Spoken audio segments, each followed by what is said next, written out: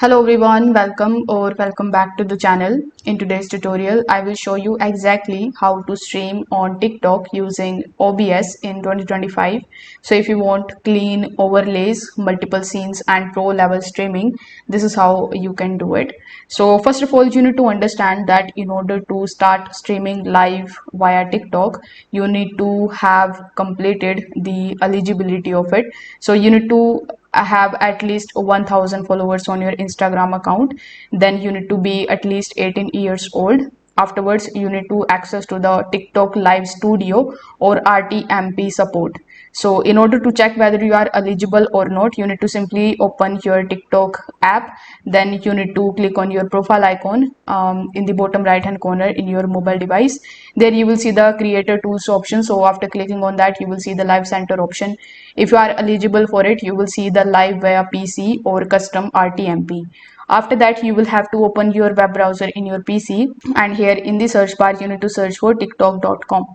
So once you are on this page, you need to click on the live option in the left hand section, and then you need to click on the go live option. And after, in order to go live, you need to select the live studio option.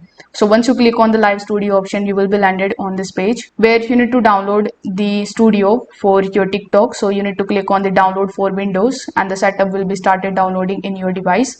After that, you can use this studio in order to go live on TikTok. But since you want to use OBS, you need to simply just open your OBS in your PC. So once you see your OBS studio, it should look something like this. Now over here in the left hand section, you will see scenes. So here you can basically click on the plus icon in the bottom and create your scene. In that scene, you need to just show your display, and if you want to show your webcam as well, you need to just add those sources here. For that, simply click on the plus icon over here, and after that you will have to select the display capture option. Then you need to press OK.